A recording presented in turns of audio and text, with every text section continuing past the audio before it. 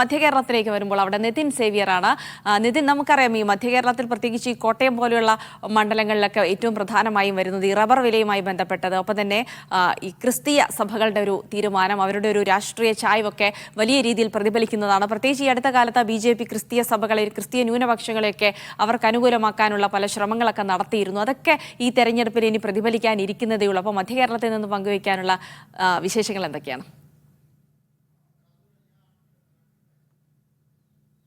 തീർച്ചയായും ജിൽസി പറഞ്ഞ പോലെ തന്നെ മധ്യകേരളത്തിൽ ഈ ക്രിസ്തീയ വോട്ടുകൾ അത് വലിയ തോതിൽ സ്വാധീനിക്കപ്പെടും. ഇപ്പോൾ കോട്ടയത്തായാലും എറണാകുളത്തായാലും തൃശ്ശൂരിലൊക്കെ ആയാലും സിറോ മലബാർ സഭയുടെ അല്ലെങ്കിൽ എറണാകുളത്ത് ലാറ്റിൻ സഭയുടെയൊക്കെ ഈ സഭയുടെ തീരുമാനങ്ങൾ അല്ലെങ്കിൽ സഭ തീരുമാനിക്കുന്നത് ഒരുപക്ഷെ അവിടെ നടക്കുമെന്നൊരു സാഹചര്യമൊക്കെ ഉണ്ട്. അതുകൊണ്ട് തന്നെ ഈ ക്രിസ്തീയ സമൂഹത്തെ കൂടെ നിർത്താൻ BJP കഴിഞ്ഞ കുറേയേറെ നാളുകളായി പരിശ്രമിക്കുന്നുണ്ട്. പക്ഷേ എത്രത്തോളം അവർ അതിൽ വിജയിച്ചു എന്നത് കണ്ടു തന്നെ ഇലക്ഷൻ്റെ റിസൾട്ട് വരുമ്പോൾ തന്നെ നോക്കേണ്ടിയിരിക്കുന്നു. പ്രത്യേകിച്ച് നമ്മൾ ഈ കോട്ടയം മണ്ഡലത്തിലേക്ക് പോവുകയാണെങ്കിൽ കോട്ടയത്ത് ഈ സ്ഥാനാർത്ഥികൾ തമ്മിലുള്ള രാഷ്ട്രീയ വാക്പോര് നേരത്തെ തന്നെ തുടങ്ങിക്കഴിഞ്ഞു. കാരണം ഈ RSP നേതാവ് ഷിബു ബേബി ജോണിൻ്റെ അശ്ലീല പരാമർശം, അതിനെതിരെ നേരത്തെ തന്നെ വിവിധ LDF നേതാക്കൾ രംഗത്ത് വന്നിരുന്നു.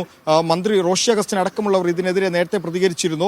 അപ്പോൾ UDF നേതാക്കൾക്ക് തന്നെ ഈ തോമസ് ചാഴിക്കാടിന്റെ ക്ലീൻ ഇമേജുള്ള തോമസ് ചാഴിക്കാടിനെതിരെ ഇത്തരമൊരു ആരോപണം നടത്തിയത് വലിയ തോതിൽ ഒരു രാഷ്ട്രീയ ഒരു തകർച്ച അല്ലെങ്കിൽ അത് തെരഞ്ഞെടുപ്പിൽ പ്രതിഫലിക്കുമെന്നൊരു ചിന്ത UDF നേതാക്കൾക്കുമുണ്ട്. എന്നാൽ കഴിഞ്ഞ ദിവസം ഈ തോമസ് ചാഴിക്കാടൻ തന്നെ ഇതിൽ പ്രതികരിച്ച് രംഗത്ത് വന്നിരുന്നു. ഷിബു ബേബി ജോണിന്റെ ഈ അശ്ലീല പരാമർശത്തിന് താൻ മറുപടി പറയുന്നില്ല, അയാൾ മറുപടി അർഹിക്കുന്നില്ല എന്നടക്കം തോമസ് ചാഴിക്കാടൻ പറഞ്ഞു. അപ്പോൾ ഒരു പോര് കോട്ടയത്ത് തുടങ്ങിക്കഴിഞ്ഞു എന്ന് പറയും. ഇടുക്കിയിലും അതുപോലെ തന്നെ ഈ സ്ഥാനാർത്ഥികൾ തമ്മിലുള്ള വാക്പോര് അത് ആരംഭിച്ചു കഴിഞ്ഞു. ഈ പൗരത്വ നിയമ ഭേദഗതിയുമായി ബന്ധപ്പെട്ട് ഡീൻ കുര്യാക്കോസ് MLA ലോക്സഭയിൽ ഒന്നും പരാമർശിച്ചില്ല, യാതൊന്നും പറഞ്ഞില്ല എന്നായിരുന്നു. എന്നിട്ടിപ്പോൾ ഉപവാസ സമരം നടത്തുന്നത് കൊണ്ട് എന്ത് കാര്യമെന്നായിരുന്നു ജോയ്സ് ജോർജിന്റെ ചോദ്യം. എന്നാൽ ജോയ്സ് ജോർജിന് ജനങ്ങൾ അദ്ദേഹത്തിന്റെ ഇത്തരം ആരോപണങ്ങൾക്ക് ജനങ്ങൾ മറുപടി നൽകുമെന്നാണ് ഡീൻ കുര്യാക്കോസ് പറഞ്ഞത്. അതുകൊണ്ട് തന്നെ ഈ സ്ഥാനാർത്ഥികൾ തമ്മിൽ ഇടുക്കിയിലും കോട്ടയത്തുമൊക്കെ വാക്പോര് ഇപ്പോഴേ തുടങ്ങിക്കഴിഞ്ഞു.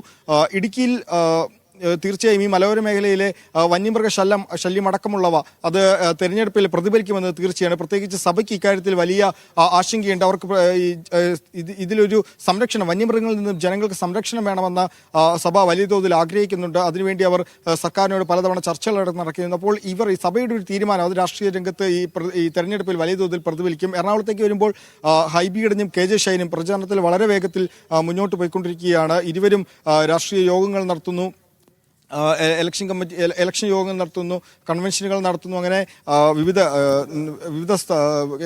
പ്രമുഖരായ രാഷ്ട്രീയ വ്യക്തികളെ കൊണ്ടുവന്നാണ് കൺവെൻഷനിലടക്കം ഉദ്ഘാടനം ചെയ്യുന്നത്. ഇപ്പോൾ ചാലക്കുടി മണ്ഡലത്തിൽ നോക്കിയാലും ബെന്നി ബെഹന്നാന്റെ ആലുവയിലെ അങ്കമാലിയിലെ തെരഞ്ഞെടുപ്പ് കൺവെൻഷൻ അത് കേരളത്തിൽ തന്നെ മികച്ച കോൺഗ്രസിലെ എല്ലാ പ്രമുഖ നേതാക്കന്മാരെയും ഉൾപ്പെടുത്തിയൊരു യോഗമായിരുന്നു. തൃശ്ശൂരിലേക്ക് നോക്കുകയാണെങ്കിൽ അവിടെ തെരഞ്ഞെടുപ്പ് കമ്മിറ്റി ഓഫീസുകളുടെ ഉദ്ഘാടനം, കോൺഗ്രസിന്റെയും BJPയുടെയും തെരഞ്ഞെടുപ്പ് കമ്മിറ്റികളുടെ ഓഫീസിന്റെ ഉദ്ഘാടനം ഇന്ന് നടക്കാനിരിക്കുകയാണ്. കുമ്മനം രാജശേഖരൻ BJP ഓഫീസ് ഉദ്ഘാടനം ചെയ്യുമ്പോൾ VM സുധീരനാണ് കോൺഗ്രസിന്റെ ഓഫീസ് ഉദ്ഘാടനം ചെയ്യുന്നത്. കോട്ടയത്ത് തോമസ് ചാഴിക്കാടന്റെ കുടുംബയോഗങ്ങൾ അടക്കം ഇന്ന് നടക്കാനിരിക്കുകയാണ്. ഫ്രാൻസിസ് ജോർജിന്റെ കൺവെൻഷൻ പിറവത്ത് നടക്കുന്നു. അപ്പോൾ ആലപ്പുഴയിൽ നോക്കിയാൽ KC വേണുഗോപാൽ പ്രചാരണ രംഗത്ത് വളരെയധികം മുന്നോട്ട് പോയിക്കൊണ്ടിരിക്കുകയാണ്. ആരിഫ് അവിടെ സിറ്റിംഗ് MP ആയ ആരിഫ് അവിടെ പ്രചാരണം നടത്തുന്നു. ശോഭാ സുരേന്ദ്ര പ്രചാരണം ഒരു വശത്ത് നടക്കുന്നുണ്ട്. തൃശ്ശൂരിൽ സുരേഷ് ഗോപി ഈ ക്രിസ്തീയ വോട്ടുകൾ തനിക്ക് ലഭിക്കുമെന്നൊരു പ്രതീക്ഷയിലാണുള്ളത്. പക്ഷേ ഈ പൗരത്വ നിയമ ഭേദഗതി അടക്കം BJP കൊണ്ടുവന്നതോട് തന്നെ ഈ ന്യൂനപക്ഷ സമുദായം അല്ലെങ്കിൽ ക്രിസ്ത്യൻ മുസ്ലിം വോട്ടുകൾ അത് BJPക്ക് ലഭിക്കുമോ എന്ന കാര്യത്തിൽ വലിയ സംശയമുണ്ട്. ഏതായാലും മധ്യ കേരളത്തിൽ ഈ തെരഞ്ഞെടുപ്പ് കൂടി പ്രഖ്യാപിച്ച് പെരുമാറ്റച്ചലം നിലയിൽ വന്നതോടുകൂടി തന്നെ